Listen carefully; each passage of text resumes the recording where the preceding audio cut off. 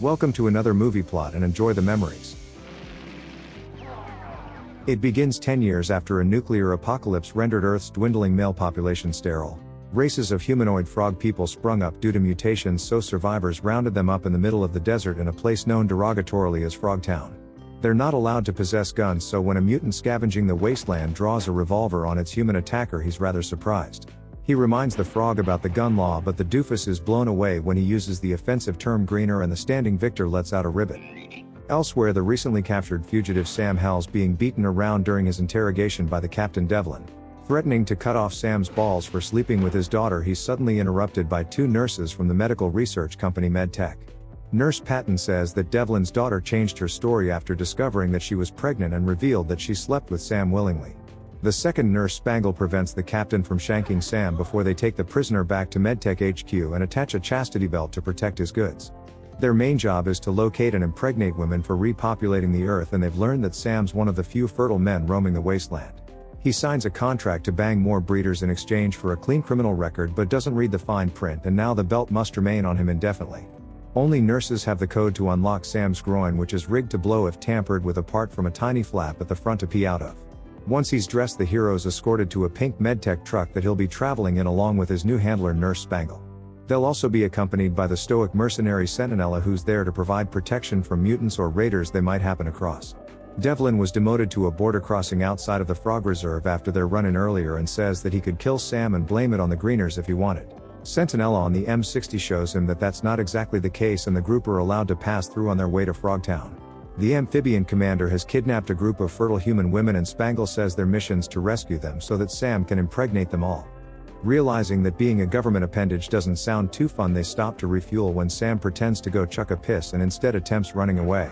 He's suddenly halted by an overwhelming pain as Spangle reveals that her right earring triggers a taser in the belt, while one in her left allows her to track their property. On the first night, the group set up camp and the nurse exits her tent in an army bikini, seemingly attempting to seduce Sam. He's not interested after she just shocked his balls, but when she finally gets him aroused enough to go at it, he's subjected to more electricity. Spangle explains that she's only attempting to keep Sam's potency up for when they find fertile women, and returns to her tent having started to become attracted to him. Everybody wants a piece of the wastelander, so later in the night Centinella sneaks into Sam's sleeping bag to begin fiddling around with his flap. She's unable to get it open before Spangle busts them, so Sam throws the soldier off him out of risk of more punishment to his genitals. After another day of driving, they set up camp again when Spangle picks up movement on the motion sensor, so they get in the truck and go chase down a wild woman. She's run down, captured and hogtied, while Spangle runs some tests to learn that she's fertile but is too traumatized to even talk. The no-nonsense nurse gives the uncooperative woman an injection that makes her immediately subjective, as we don't have time to waste. Sam's less than enthused to whip it out, so Spangle motivates him again with more of her government seduction techniques that are all rather awkward but do their job. Undercutting a moment between them when Sam mounts another woman, the group spends the night getting watched by the riveting mutant from the beginning. In the morning, the woman's now completely coherent and told to head south, where MedTech treats pregnant women like national heroes. She directs her saviors to Frogtown, where she escaped from, then gives her sperm donor a hug before making the few days walk to the border. The others come up with a plan to get inside, which includes the soldier doing nothing while Spangle strips into some post-apocalyptic lingerie. She pretends to be Sam's property, who's given control of the chain around her neck, and is glad to show her the same level of cruelty that she's shown his genitalia. When they get close to town, Sam throws away Spangle's glasses and dresses her hair down to make their story more believable. Sam Hell comes to Frogtown, which is a completely abandoned industrial district except for a bar containing mostly mutants and a handful of humans.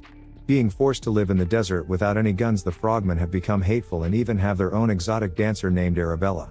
Sam bumps into his old friend Lonnie, who says that he's going to have to speak to the owner of the bar if he wants to sell the girl.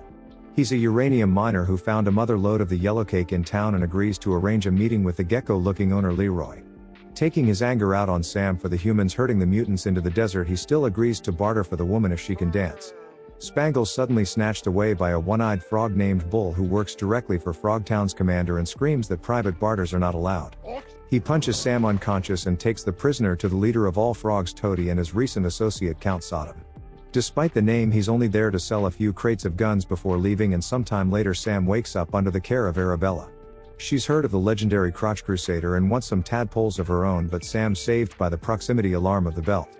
Becoming too far from Spangle and not wanting to see his groin explode, Arabella agrees to take Sam to Toty's compound to get within range of her earrings. Before he can figure out a way to rescue the nurse from the commander, Sam falls from a balcony right onto a crate of guns, knocking himself out. The pair are taken away, where Spangle's given an outfit change and laid out before Toty's gaggle of kidnapped women called the Passives. Sam's taken to Bull to be tortured with a chainsaw, but the passive women brush against Spangle's earring, causing the belt to electrify Sam. He begs Bull to cut it off his crotch, so in an attempt to scavenge a fancy new piece of med technology he does so, but the thing blows up in his face. Arabella sneaks in and unties Sam, but she's killed by the still-living Bull with a giant drill bit before Sam can disarm him and return the favor. Meanwhile, Spangle's finished being pampered by the Passives and taken to Toty, who demands that she perform the dance of the three snakes.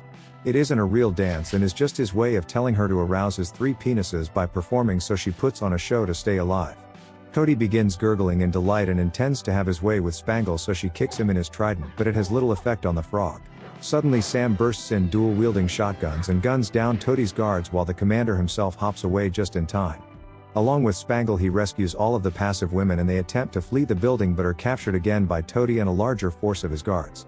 During this time, Looney had fired a flare through one of the guards that served as the signal for Centinella to enact the next phase of their plan. She pulls up at Toty's front door in the truck and waits where the two guards would rather lay down on the dirt than be gunned down with lead. Looney enters with his flare gun, distracting the frogmen inside just long enough for Sam to escape and load the girls up into the back of the truck. But he's injured in the rescue and dies from a head injury in the truck shortly after. The rest of the group think they're home free when Centinella spots trouble approaching from the rear in the form of Commander Toty in his tank. The frogmen chase them through the desert, firing rockets until Spangle loses them by some rocks but is made to pull over by Sodom with an RPG. Everyone exits the truck with their hands up when the Count reveals himself to be Devlin, who's been trading guns to the frogs in exchange for uranium.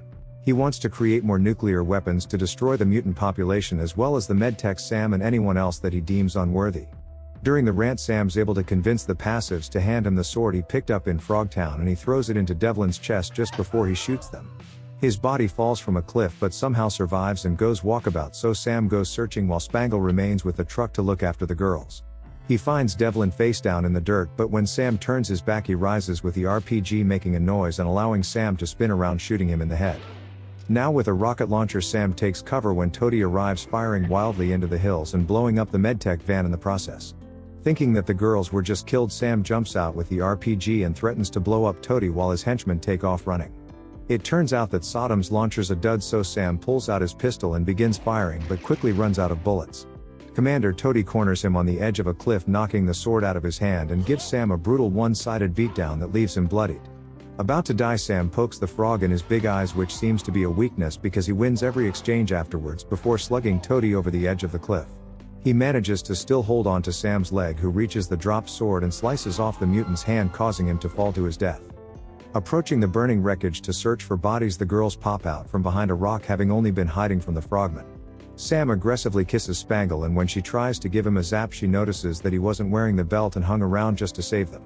She kisses him in return before all the Passives load up into Toty's rig, where Spangle reminds Sam that he still needs to utilize his field potency on them. Sam jokes about a soldier's work never really being done and drives off into the wasteland with his truckload of fertile women. And the movie ends.